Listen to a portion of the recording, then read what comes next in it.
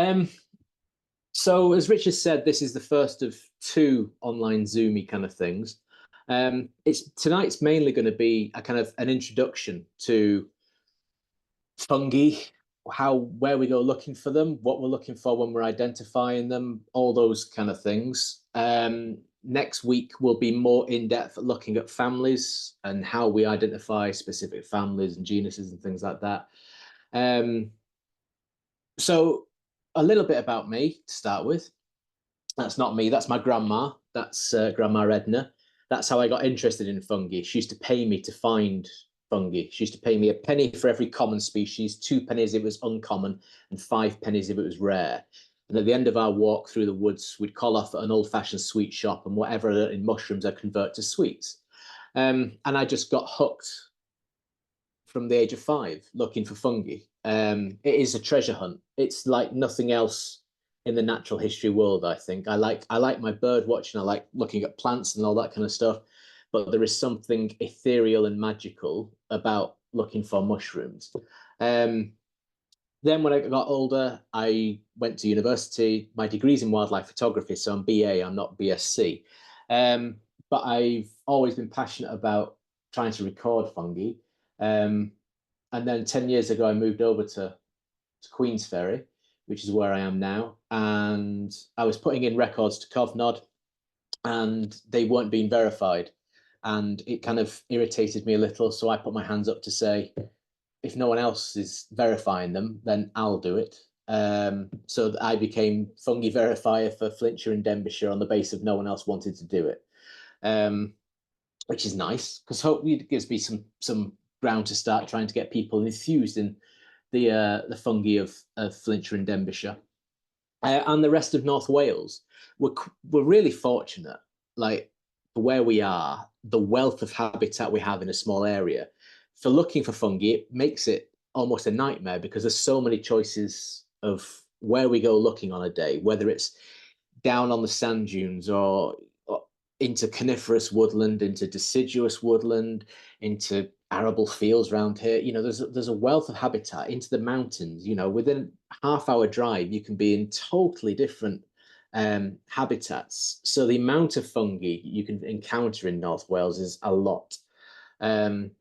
And there are still things being found which are quite distinctive and iconic that would surprise you. So this is by far the star highlight of 2024 for me. Tony Cumberledge found this in spring. It's called the violet crown cup, and it's a big fungus that is quite beautiful because there's not many kind of cup fungi that are bright kind of violety purple. And he found this over near Abergele, and it shows that there's plenty of stuff to find. This is really rare. This is really rare away from kind of Bristol. That's where its kind of stronghold is. And there's an argument to be made that small little brown mushrooms and fungi are vastly under-recorded because they're small little brown fungi who is willing to kind of look and identify those kind of things. But big, iconic-y, colourful things, fly agaric, the red one with the white spots, that people don't miss them.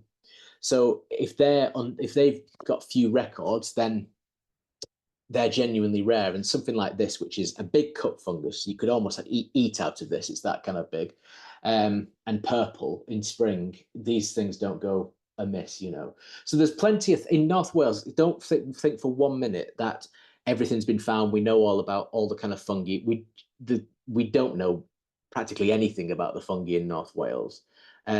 We have a list of kind of species that have been seen, but you could probably double that with the species that are lurking out there yet to be found. So the more eyes we can have looking for these things, the better. So start with the basics. Compared to other people who are interested in natural history, they've got it easy. There are 4,000 species of mushroom in the UK alone. So there's a lot to kind of learn. There's 16,500 species of fungi. So does it make sense if I say all mushrooms are fungi, but not all fungi are mushrooms? Are you with me? Yep, I can see a thumbs up. So mushrooms are a branch of the fungal kingdom because fungi are their own kingdom. They're not plants, as people often think they are. They're associated with plants, and they associate them in different ways, which I'll explain in a moment. But they're not plants at all. So there's a lot to go at. People like spider experts, just to pick a random example, don't know how easy they've got with only kind of 500 species to go at. When you've got 6,500 species, there's a lot that look very similar. So the iconic, colorful kind of fungi, they're great because they're pretty easy to identify. But there's lots that look very similar to each other, which is where we need to use every trick in the book, basically, to kind of work out what all these things are.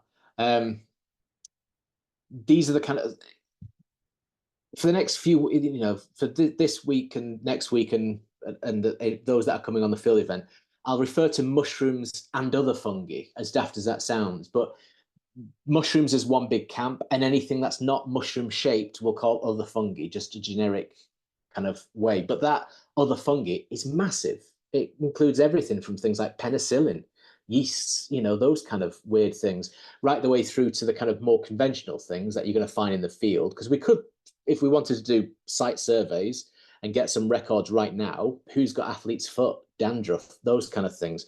We could put some records on Covnod now, if everyone who's got athlete's foot, if you're willing, or something slightly more tropical, if you're willing to admit it. But these kind of things are more likely you're going to encounter on your walk when you getting out and about. Beautiful corals, eyelash fungi, earth stars, mildews. We'll talk more about rust, smuts, mildews probably next week. But one of the great things in Wales is we have some extraordinary folks working miracles with what I used to think were quite an unsung section of the fungal world, and they're making very popular.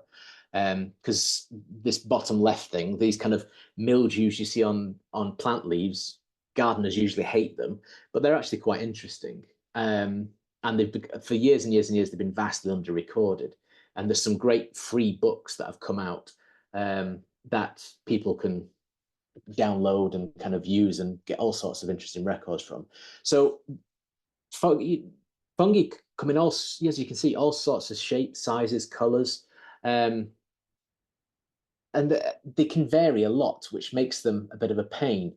But all mushrooms, the reason why a mushroom is a mushroom and not other fungi, if that makes sense, is a mushroom is a fungal fruiting body with a stem, a cap, and gills. That's the loose definition of what a mushroom is it doesn't have that, it's not a mushroom.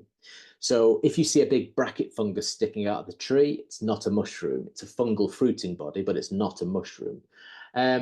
And that's with the mushrooms, which is what a lot of people, when they're starting out looking at fungi, they're the things they're encountering, is the kind of the woodland mushrooms. You're going for a walk, you're seeing mushrooms growing underneath trees and things like that. Then they all have this thing in common of a stem, a cap, and gills. Then they might have some embellishments depending on genuses. So this is an amanita. This is called the blusher. This is a very, very common species around the whole of the UK, let alone North Wales. And a typical amanita generally has a bulbous base, spots on the cap, ring on the stem. But lots of mushrooms don't have spots on the caps. They don't have rings on the stems. Some of them are just very simple stem, cap, gills. So these embellishments help to identify what family that they're in and things like that. There are other things that we can start looking at. So the gills are important. So the underside of a mushroom where you've got all these blade-like structures, they're the gills. They're the bit that produce the spores. The spores are like a seed. They're not a seed because they're not plants. And it's really wrong of me to use plant biology to explain it. But you can think of it like a seed, but they're not a seed, they're a spore. And they're produced on the gills. The reason why mushrooms produce lots of gills is it increases the surface area, so they can produce lots and lots and lots of more spores. If we cut a mushroom in half, we can see the flesh. And that's important because knowing if the flesh is full or whether it's hollow or if it changes color or if it gives off a smell, that can be really, really important. But down at the bottom there, you can see this is how this blusher starts. It starts off in looking like a little egg, almost like a golf ball when they're just in the ground. And that's one of the big stumbling blocks for identifying mushrooms and fungi is within 5 days, a week, they start like that. They mature to the big picture in the middle, and by the end of the week, they've totally gone over and rotting away. That's how quickly mushrooms can appear. Certain species can appear and disappear within 12 hours. So at the moment, not far from where I live, there's a big pile of wood chip. And every day there's new hare's foot ink caps that come up. And by the end of the day, they've totally disintegrated. But the next morning, there's new ones that have come up. So if you're just walking past every, once a week or something like that, you'd think they're almost the same mushrooms. They're not. They're changing daily. That's how quick they come up and disappear. Other mushrooms, they take longer to fully mature. So they might be out for a week or so. And temperature matters as well. At this moment in time where it's quite hot and humid, they can appear and disappear very quickly. As you get towards October, November, it's like they're being kept in the fridge. So they slow down and they appear slowly and they rot away slowly. So your chance of encountering them is increased because they're out there. If you're walking the same route once a week, you could genuinely miss mushrooms growing at the side of the path during the middle of the week if you're only doing it on a Saturday. You might just find the remains of something. So this is why identifying mushrooms is a problem, is because they've got all this kind of growth stage in a very short space of time. Plus, if they're really dry, because mushrooms are 90% water, so when it's dry, they go leathery and dry out and crack. Sometimes the caps turn into almost like stars because they just crack because they're so dry. When it's really wet, they can go very dark and slimy and almost break apart under their own weight. So you've got a huge variation of how they look in a very short space of time, which is, I think, why they are very, very difficult to get your head round early on. They have so much variability. No two mushrooms of the same species ever look the same. And the problem, and I'm guilty as anyone, the pictures you'll see tonight, they are generally beautiful specimens. They're the anomaly. If you want a really good field guide on identifying fungi, they would have maggot-eaten, slug-eaten kind of, those are the specimens you find when you're walking out and about, but no one wants to buy a book with all the kind of the really ropey specimens. If they're all beautiful and stunning, it becomes a little bit easier to identify. So when we're looking at a mushroom or a puffball or an earth star, all these kind of weird fungal fruiting bodies, that's what they are. They are the fruiting body. They are producing spores, and they produce spores in they release spores in different ways, which we'll talk about shortly. But the business end is the mycelium. So you can think of it like a plant, but bear in mind, this is really bad biology to do this, is that the mushroom is like the flower, and it produces the seed, the spore, and it has roots, the mycelium. Those are the kind of the three components. They're not roots, they're not flowers, they're not seeds. It's a mycelium, it's a fruiting body, it's a spore. Biologically, they're very different, but you can kind of see how they kind of work using that kind of analogy. And a mycelium can be tiny. In most cases, it's a single cell thick. And it's a thread-like network that stretches through the soil or through the wood, depending on what kind of fungus it is. And it's either swapping nutrients or rotting things down, depending on what kind of species it is. Just to give you an idea about how much mycelium there is knocking around, it's estimated in UK woodlands, in a single cubic inch of soil, there's 8 miles of mycelium. That's how much mycelium there is in the ground. And in most cases, you can't see it, microscopic. Honey fungus has very big mycelium. We call it bootlaces. This is mycelium honey fungus. Sometimes you find rotting bits of wood lying around. If you pull the bark away, or sometimes you don't even need to do that, you'll see these threads up and down the bark of the honey fungus, basically strangling it, cutting off its nutrient supply to feed off it. So this is what's going on in this ground, in grassland, in woodlands, even on sand dunes and things like that. And it's why there's more of a concern about soil health. Just going around breaking up a load of soil, digging stuff up, you're destroying all of these mycelial strands. That's the living part of the fungus. The fruiting bodies, we can pick those, and currently there's no evidence to suggest it harms the fungus in any way. There's some evidence to suggest it encourages more fruiting, and the only kind of paper that's been published about the effects of picking fruiting bodies of fungi was a Swiss survey years ago, and it's not the best, but it's the only thing we've got to go on, and that didn't suggest it had any impact taking the fruiting body. It's similar to, again, really bad science actually, but taking an apple from an apple tree. When you take the apple, you don't kill the tree. It's the same with fungi. And if we're wanting to identify some very tricky species, we would need to look at them under the microscope, which means we would have to take the specimen home and look at under the microscope. So we have to, sometimes we have to do that. And currently there's no evidence to suggest it would harm the overall fungus. You're taking the fruiting body off site. So then the fruiting body isn't releasing its spores where it was. So then there's an ethical dilemma. And sometimes we have to, discuss that. But there's some people say that you walking around with a fungus through the woods, you're going to spread its spores further than it ever could in situ. So you're probably doing it a favor. So let's look at the three main ways in which fungi live. Because when we go out looking, if we're in woodland or grassland, these are the kind of fungi we're going to be looking for.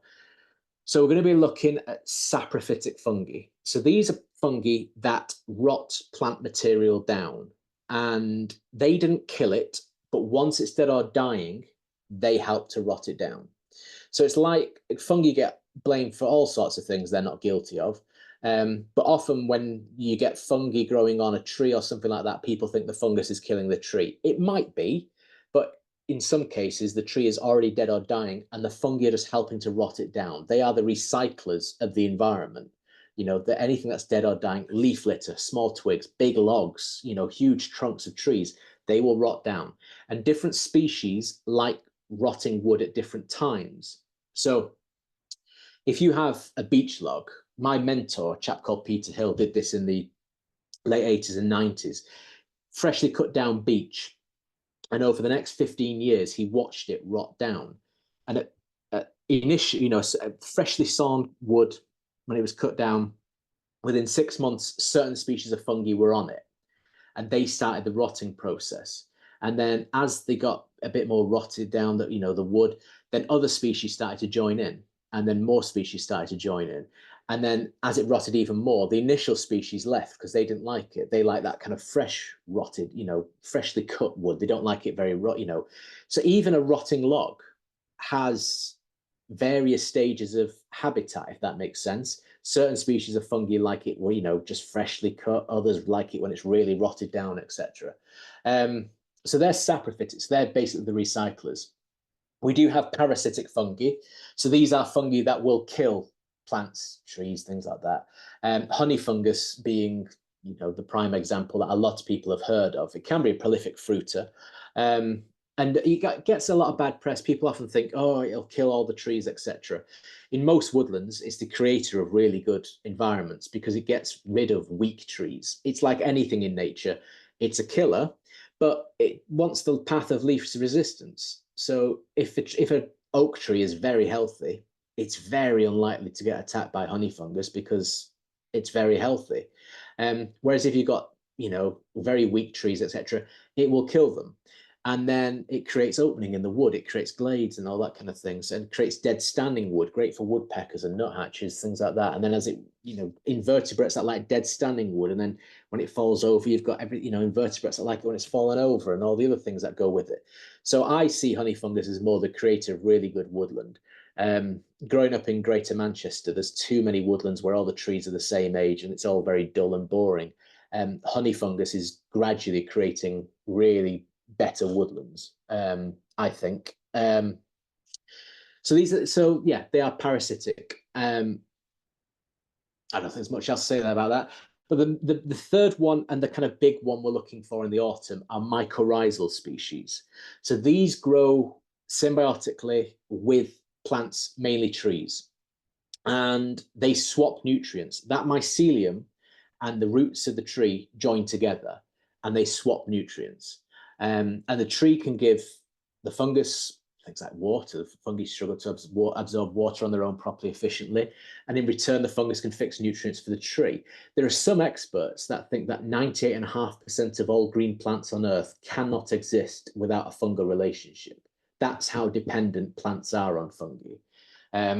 Another thing to remind the botanists of, to make sure they're aware that fungi are better than plants, but we'll leave that for another day. And one fungus could easily be attached to one tree, but it could easily be attached to multiple trees. So in the soil, you have a web of this fine one cell thick thread stretching from tree to tree, connecting the trees together.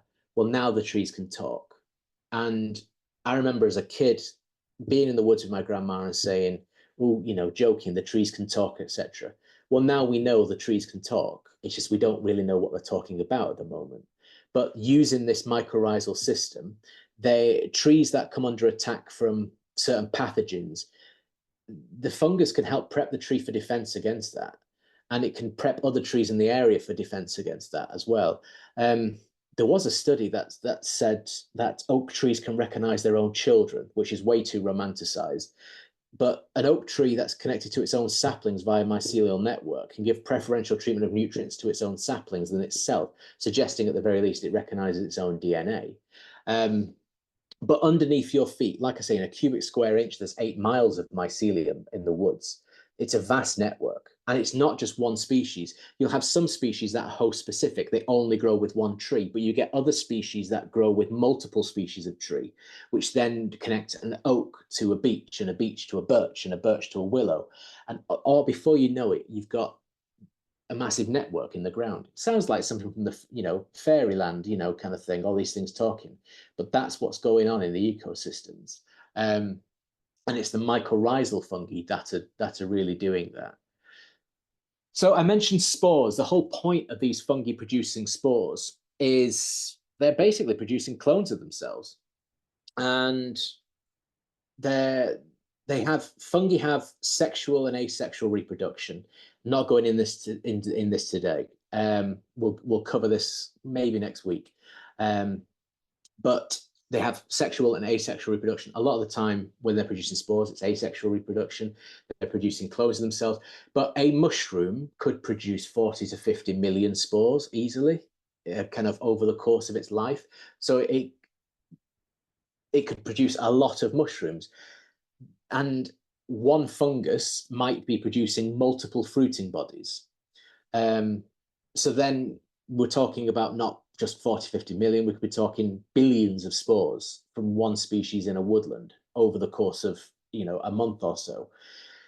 The chances of one of those spores landing in exactly the right place and becoming a new version of itself is not that great. There is a reason why fungi produce so many spores, is because the hit rate is not very good at all. It's probably one of the worst things in nature, to be fair. So they produce lots and lots of spores. You can't see individual spores with the naked eye. You can see them when they're all kind of amassed together. So if you cut the stem off a cap of a mushroom and place it down on a piece of paper, leave it a few hours, it will drop its spores, even if you've picked the mushroom. At that point, if you see a mushroom or a fungal fruiting body, it's got enough energy left in it to kind of get to its final, you know, do what it needs to do, basically, even if you've picked it. And which is why when you take them home, they are constantly producing spores still. So this thing on the right, this is from a bolete. We'll call it a mushroom. It's not technically a mushroom because it's got pores rather than gills. It looks like a mushroom. In fact, these two specimens here, the slippery jack on the left, especially one of my favorite mushrooms, these are boletes, and they have sponge underneath rather than gills. So they're not technically a true mushroom, which is why in mushroom books, they're either at the very beginning or the very end, because they're not true mushrooms. But we are absolutely splitting hairs here. But it's the reason why the spores are in dots, because they come down from little holes rather than gills. That's what it looks like. It's just a mass of color. And spore prints are useful for beginners to do, because certain families have certain colored spores. So if you do a spore print and it's pink, that's likely it could be from the pink gills, to get the name pink gills, because the spores turn the gills pink when they mature. If it's white, it can be one of a few families. If they're purpley, they could be one of this family. You know, the color can help you narrow down what family it is. Because when you've got 16,500 species of fungi, 4,000 of which large mushrooms, you need to narrow it down into like what family are we even looking at? So that can be helpful. It doesn't doing a spore print will never tell you what the species is. You can't just do a spore print and go, oh, it's that because of the color of the spores. It can narrow it down to the family. And certain families have multiple colors as well. So the brittle gills, the russulas, they can vary from brilliant white right the way through to yellow. So it's again, it's one of these things in our arsenal to help identify things. This is what some spores look like. When we look at spores, we look at them at 1,000 times magnification. So that on the right, that's a mushroom that's been put down on a microscope slide and then put over a black background because the spores are white to try and make it easier to see. But you can see the imprint of the gills because that's where the spores are being dropped from. And certain families have certain shaped spores.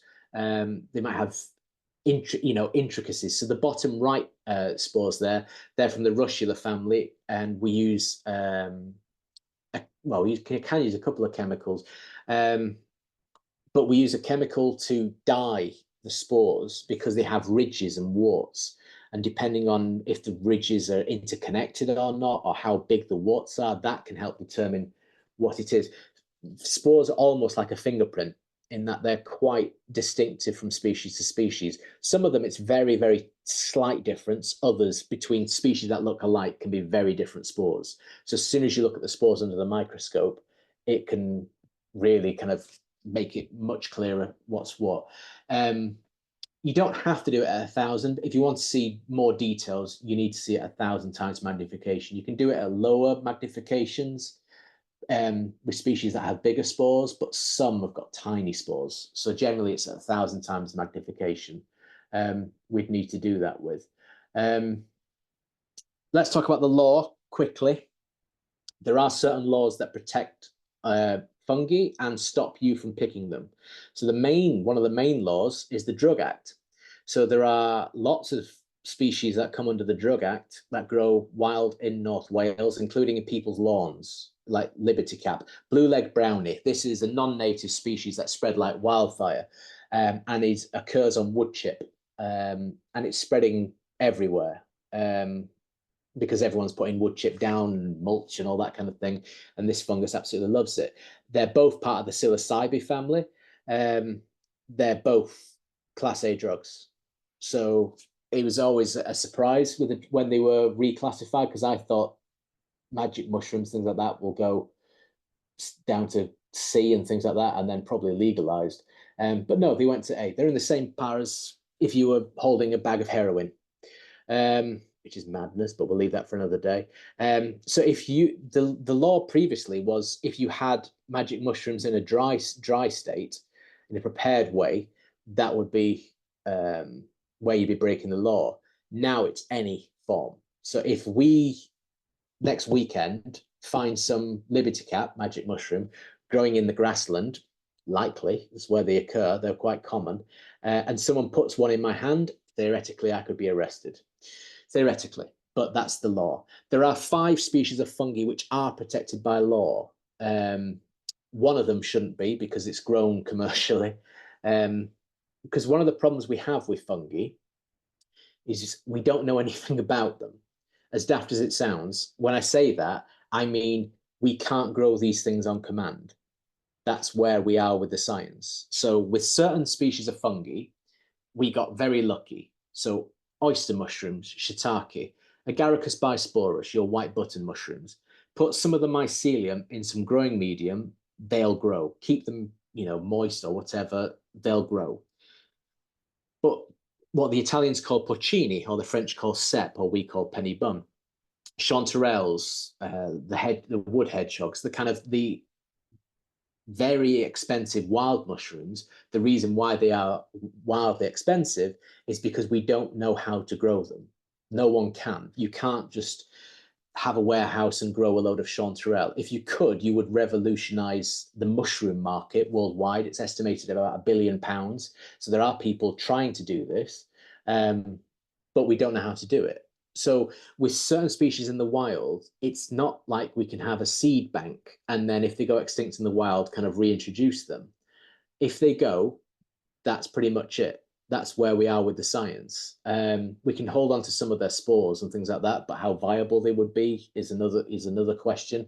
But even if we did hold them, the science at the minute is we can't grow these things. We don't know. The vast majority of wild fungi we don't know how to grow.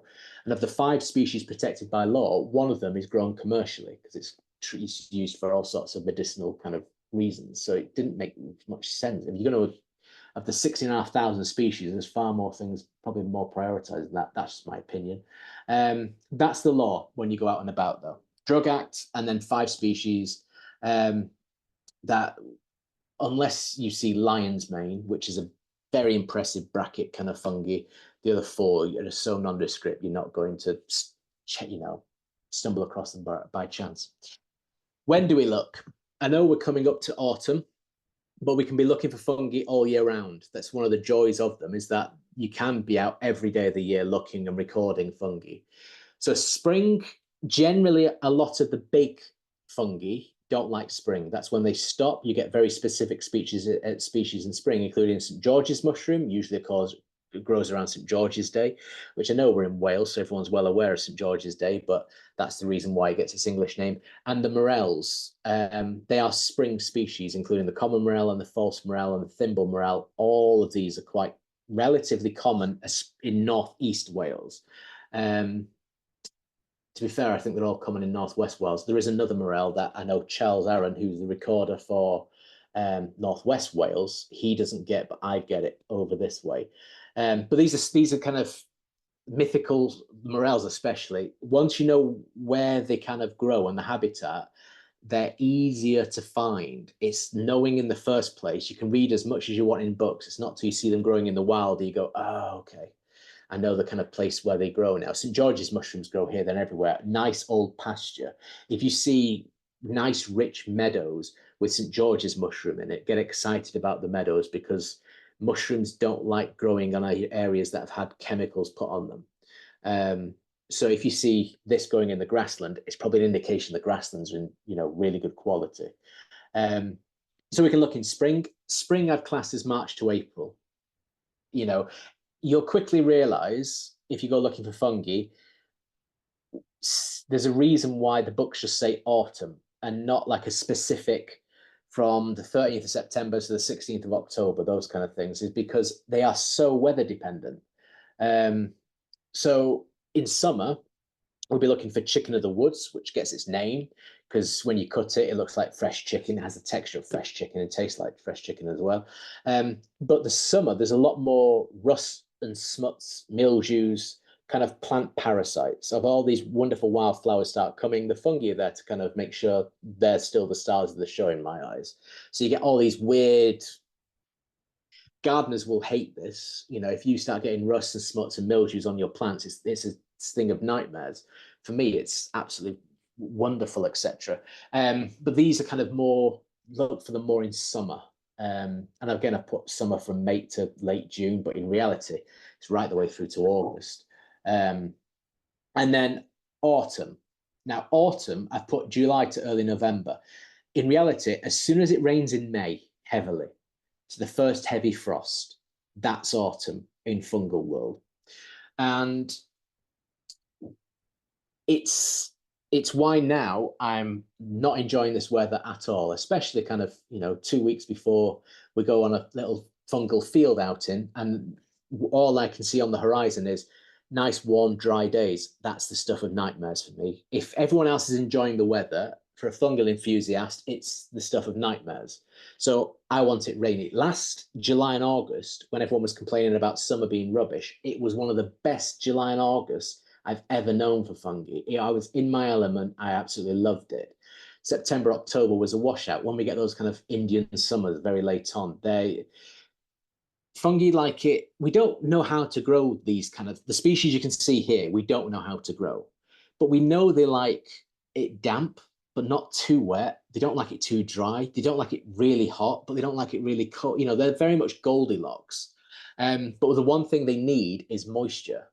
That's the thing that triggers off a lot of growth. And if we have a really heavy downpour in the next kind of few days, that could trigger the growth of a lot of things. There's other things as well they react to, changes in temperature. So if you have a really warm period and then it goes much colder, that triggers a lot of the autumnal species to come out. Vice versa, if you go through a cold period and then it gets warm, that can trigger spring species to come out. But sometimes you can get spring species coming out in autumn if it's been really cold, then goes warm, and vice versa this spring. We're seeing some autumn species because it was such a miserable, wet, cold spring that some autumn species were being tricked into thinking it was autumn, even though you're into spring. So when we say look for fungi in autumn, you've basically got 6 months of the year is what we're classing as autumn, really. And then winter, there are still lots of things to find in winter. Most of it is kind of stuff growing on rotting wood, crusts and brackets, and the kind of the harder fungi. Mushroom wise, because they're 90% water, as soon as it goes cold and frosty, they turn to ice, and then they just turn to mush. And that's it, game over. There are a few species, though, that have adapted to very cold winters. Velvet shank on the right is very slimy, and that slime protects it from frost. So you can have 6 foot of snow and you can still get that mushroom fruiting. In fact, it's easy to find when it's in snow because it's bright orange. So you still get mushrooms right the way through winter, but you get a lot more crusts and other kind of fungi growing on rotting woods then as well. So when we go out, what are we going to be taking with us? This is pretty much, my bag, basically, although not usually a bag. If I'm going out seriously looking for stuff, it'll be a basket rather than a box or anything. Mushrooms sweat in plastic. So basket, looks romantic, and I feel very French when I do it, and what's not to love about that? But also, it's got holes in. So as you're walking along, it allows spores to drop out of it. That's the romantic idea, and I'm sticking with it. It just allows them to breathe as well when you're transporting them, and you can keep an eye on them better. Notebook, field guides. There is no field guide that is field guide size for fungi. When you're having to deal with covering lots and lots of species, there are lots of field guides, but none of them are comprehensive, if that makes sense. There's lots of, small-ish, even they're quite big, books, which next week I'll put a list of kind of books and things that I recommend. But most of the time, you're taking stuff back to look at the desk and get the books out then. You're not doing it in the field because you need there's a lot of books you need. Mushroom knife. Sometimes cutting versus picking. Now, if you take a knife with you, obviously follow UK laws with carrying knives and make sure it's retractable blade below a certain length, etc. But sometimes people want to leave a bit of the base of the stem in situ, so then it's not damaging the mycelium. Other people would take the whole thing. Around Europe, there is a culture of either cutters or pickers. There is no scientific evidence for which one is right and which one is wrong. It doesn't affect the fruiting in future years at all. For beginners, I would say take the whole thing, because as we'll talk about in a second, some of the features could be in the base of the stem. If you cut that off, you've missed it. Generally, knives would be used more for foragers, etc., but we're not dealing with that today. A loop, just as a little hand lens, 10, 20 times, because sometimes you might need to see a little feature that's small. With a hand lens, you can see it. You don't need to look under a microscope, but a little loop. And then iron salts. It looks like crystal meth. It's not. That's FeSO4. And we use a variety of chemicals when it comes to identifying fungi. There's just here I've got kind of 12 little pots of these kind of weird, harmful colors that really probably shouldn't be on my desk, but they are. And certain families of fungi react to different chemicals. So the classic family is the russula family, the brittle gills. If you put different chemicals on them, they react differently. So with iron salts, FeSO4, you can use it in crystal or liquid form. On the left, you've got a species of russula that reacts green with it, in the middle, you've got it where it turns salmon with it. So there's a lot of them turn pinky red, kind of various shades of salmon. Very few react green. So the fact that it reacts green, that can be a very crucial identification feature because the brittlegill family, the Russula, they are complicated. Guaiac, a tropical plant resin, don't know how someone discovered that that would react with certain species of brittlegill, probably a very sloppy mycologist in a lab somewhere who probably left some out and put a mushroom on it or something, but they change color with it. And then potassium hydroxide, these are common, these are things that I commonly walk around with in my pocket during the autumn to kind of use on random brittlegills. If you walk through a woodland and you see mushrooms at the side of the path that look at all these wonderful colors on the stem, that's my calling card, basically. And sometimes that can be enough to identify them in the field. Other times we'd have to take them home. So where are we looking? As I mentioned, in North Wales, we've got a wealth of kind of habitat to look at, but pretty much anywhere you can mention is where we're going to be looking. Deciduous woodland, you're going to find different species to coniferous woodland. Cemeteries, parks, golf courses cannot be underestimated. They are fabulous places. Excuse me. Grassland, wood chip in people's garden. Wood chip is becoming very, very popular for lots of fungi. Sand dunes and dung. Dung has its own little environment that has all sorts of specialists on it. So when I grew up in Rochdale, before I could drive, my local patch was Rochdale Cemetery. And Rochdale Cemetery was fantastic for fungi, like ridiculously good. Old churchyards, old cemeteries, they are very good because they're often quite mossy grass. They've got mature trees in them. They're relatively undisturbed, and lots of nutrients, I suppose, in the soil. Lots of interesting rotting wood as well in the ground. They're fantastic. And to this day, Rochdale Cemetery has one of the best lists of fungi in the northwest of England. Most of the places that have the best lists of fungi are basically where fungi enthusiasts go, not necessarily where the best places are. Ironically, that mushroom is called the Weeping Widow because most of the records of it occur in cemeteries for some bizarre reason. I think 95% of my records are from cemeteries and the other 5% are just randomly in the wild. But yeah, there's a reason why it oozes black tears from the underside as well. Dung, yeah, you get all sorts, depending on what the dung is, whether it's rabbit or horse or cow or dog. Not many people want to look at dog dung. My mentor discovered a new species of science looking at that, and when he got a letter back from Kew saying it's a new species, they did say there is a reason why no one has discovered this before, but hey ho. This is the egghead mottlgill, common species, and that grows on basically big piles of manure, etc. And then this is nail fungus. Don't Google nail fungus; you'll get all the wrong types of nail. This grows at Newborough Warren. This is on the kind of pony poo out there. It's a fungus that needs ponies that don't get antibiotics grazing grassland, that have never had chemicals kind of put on it, really. And the fungus kind of needs to go through the pony for the whole life cycle to exist. So if the ponies had antibiotics, it's going to kill the fungus off. So this fungus, probably a few hundred years ago, was incredibly common. Now, incredibly rare. Found 4 or 5 sites around the UK, and it's pretty much, name where there are wild ponies knocking around, and that's pretty much where you find it. Although, not sure if it's on the I don't know if it's on the Carneth Isle. Saw lots of ponies up there, but I don't know what the situation is or whether the fungus won't grow at altitude. More questions than answers, I think, with that one.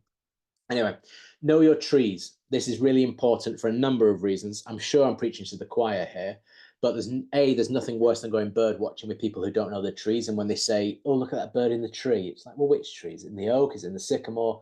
But for fungi, you need to know your trees because most of them are host specific. So they will only grow with certain types of tree. Some are a little liberal and they'll grow with a variety of deciduous trees.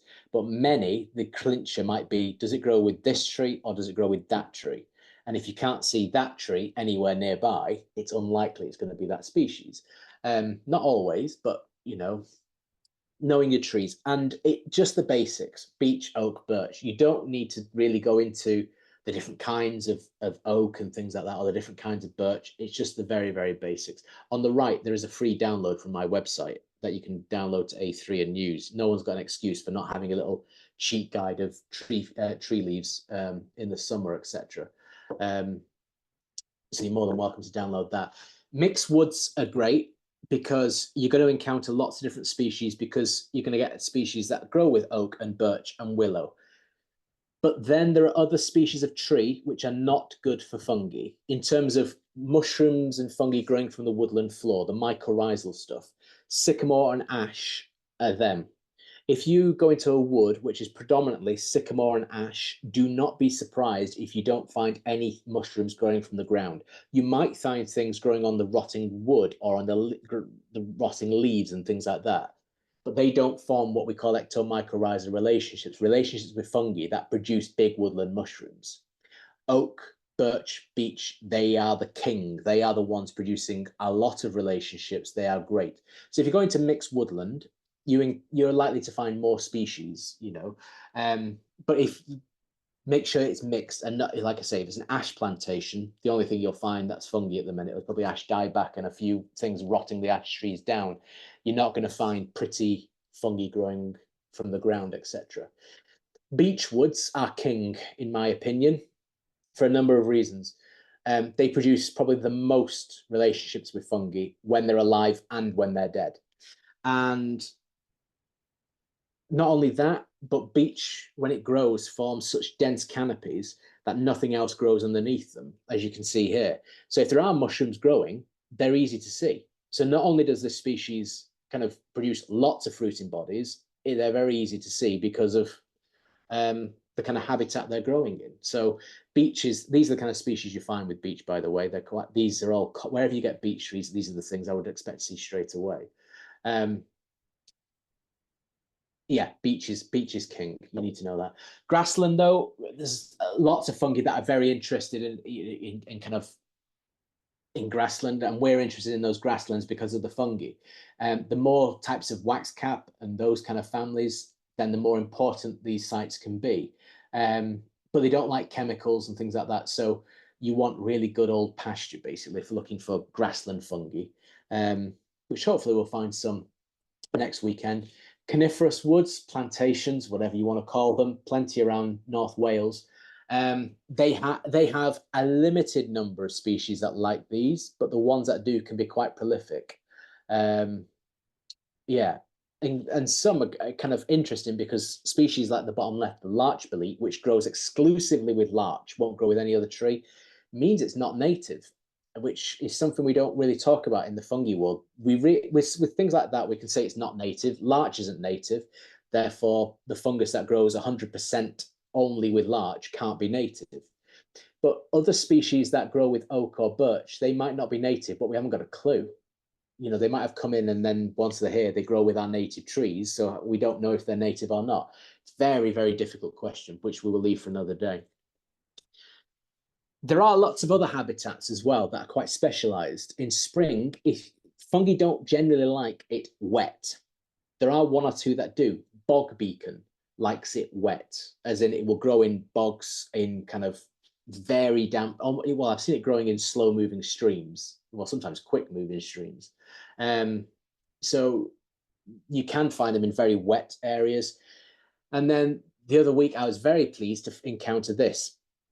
We're calling it a fungus. It's technically not. It's more closely related to the lichens, but it's an honorary fungus because if you looked at that, you'd go, that's a mushroom, wouldn't you? But this is, how's my Welsh? Bogale melyn mynydd. So it's yellow navel of the mountain. Its English name's something like sunset lichen or something like that. But it's a species that only grows above about, well, we reckon about 800 meters or so. So there's going to be a whole groups of fungi and allies growing in the mountains. And I'm getting very interested in what those are. And I'm hopefully going to spend quite a bit in the autumn looking at these kind of species. So even the mountain tops in North Wales, they're going to have their own unique fungi that at the minute, we know very little about in reality. Because there's so few mycologists up there in the autumn. And as I said, they can have such a small window of fruiting, that's if if you're not up there every other day, you're going to miss a lot of things. So what do we need to identify our fungi? So what trees is it growing with? Does it have a smell? I'll explain more in a minute. Is it firm or brittle, dry or slimy? And is that because of the weather? Does it have gills or pores? Is it a mushroom or is it a bolete? Or does it not have a stem? Is it not a mushroom at all? It's some kind of bracket fungus. Does it change colour? I'll explain more in a second. Is it a typical specimen or has it gone past its best? A lot of the time I get pictures from people emailing me of rotting mushrooms, which are just so far past their best, you've got no chance of identifying them. So you got to know when to say you can't identify that. Just there isn't enough. Life's too short. Don't worry about that specimen. Find the next one, kind of thing. How much variation is there within it? If you just find one, is it a typical example, do we think? Or if you see 40 of them, what's the most typical example? Because like you can see, you've got a little baby fly agaric there before it matures and opens up, etc. So is it an example? And then some, notes in the details of stem, gills, all that kind of stuff. I mentioned smell.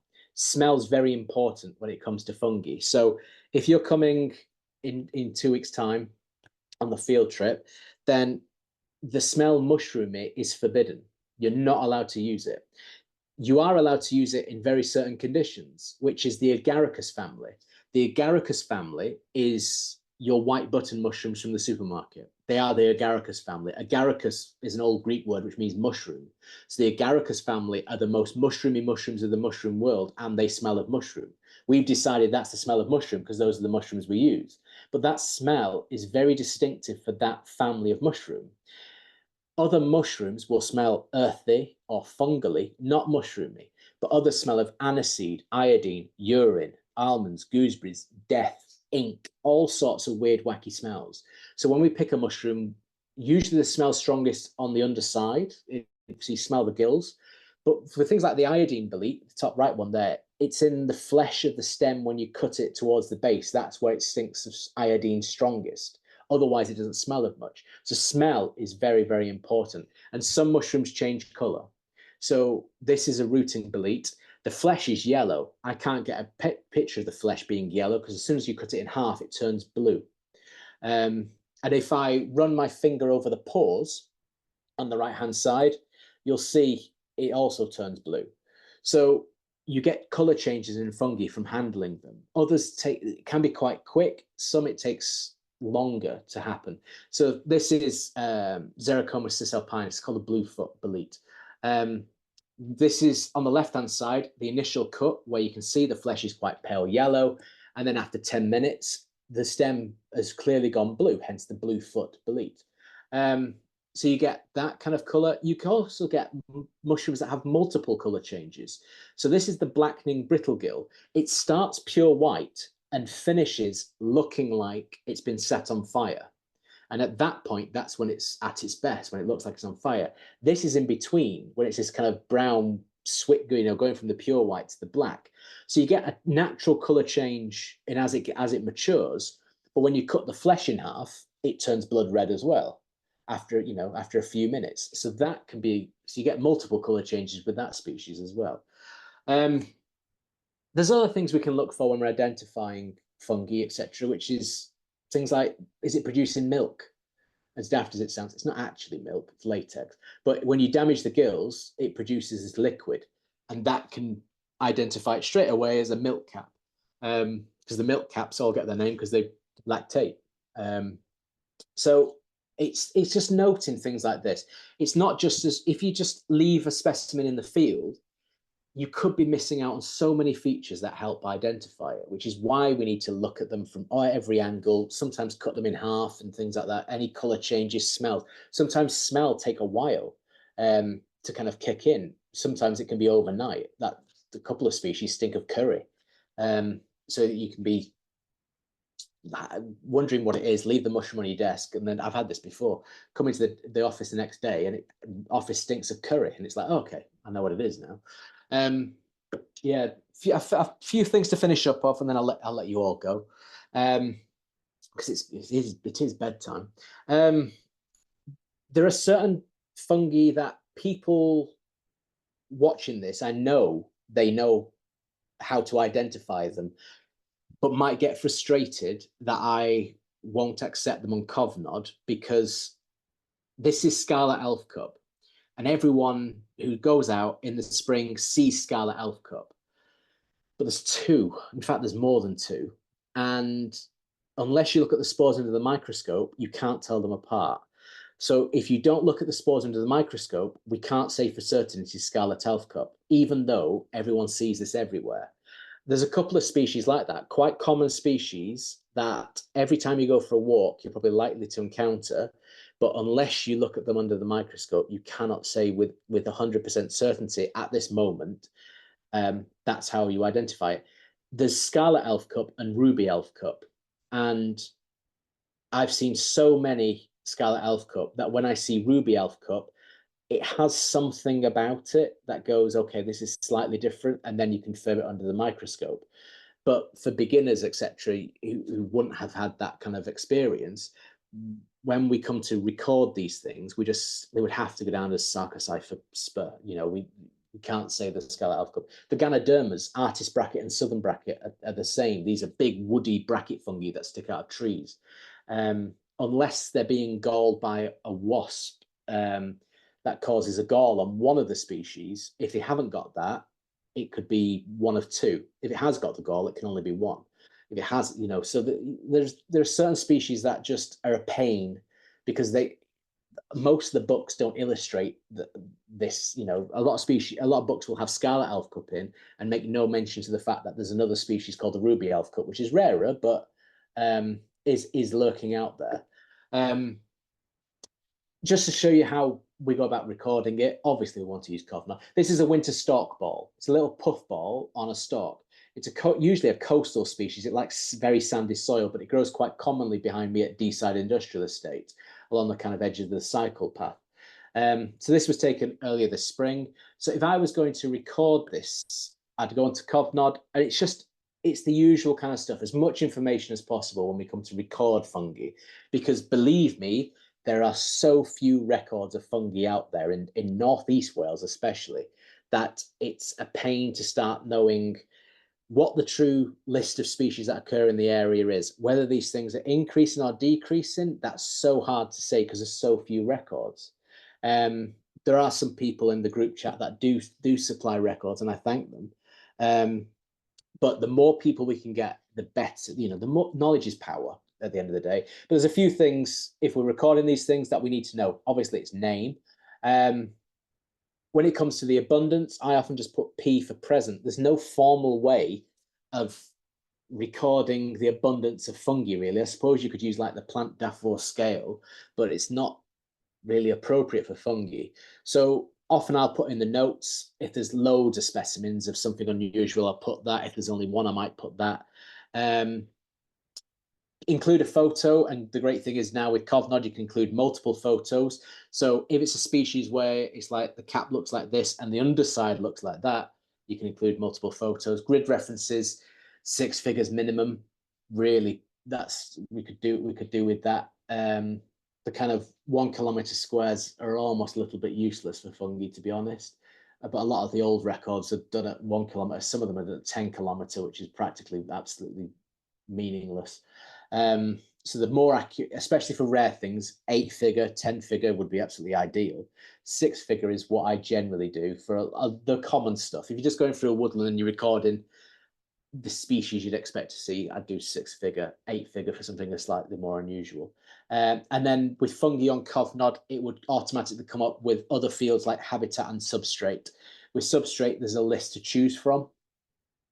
It will get more extensive as we kind of, because when I put my records in, it's like, oh, I could do with it mentioning that. So I've got a list of things to send off to Covnod to say, could you add this? And habitat, is it woodland? Is it cemetery, grassland, all that kind of thing, when it comes to identifying it. When it comes to putting records in.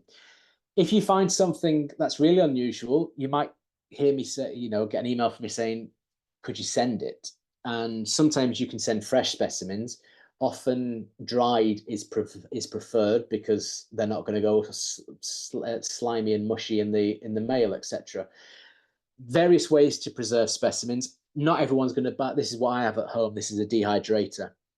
I use it for all sorts. I use it for cooking and like drying herbs and all sorts of stuff. Any fruit going off, it's used. But it's great for drying fungi because you slice the fungi up or put the fungi in whole, put it in, it dries it, takes all the moisture out, and once it's dried, put it in an airtight container. It'll last forever. There's a box under my desk which has loads and loads and loads of specimens of fungi from all over the years, of rare things that in the future, if someone says, "Oh, could do with that, doing DNA barcoding on that," they can have it. A dehydrator. If you can't, in the oven, lowest setting with the door open and the fan on. Mushrooms want to be dried at about 40 degrees.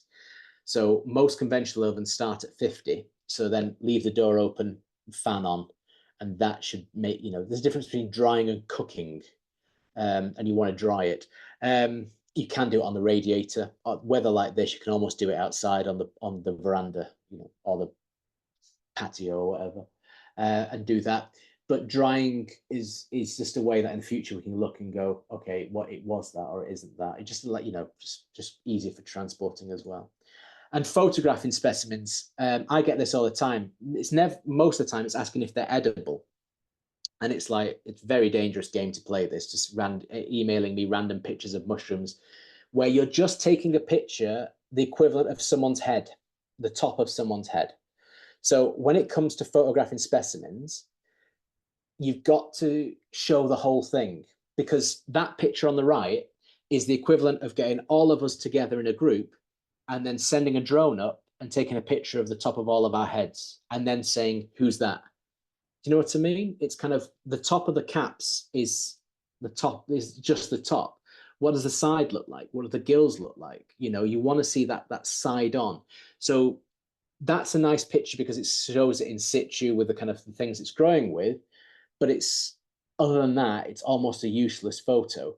So what we want is something like this. Now, not everyone's going to do this. This is me working towards a book I'm doing at the moment on identifying fungi.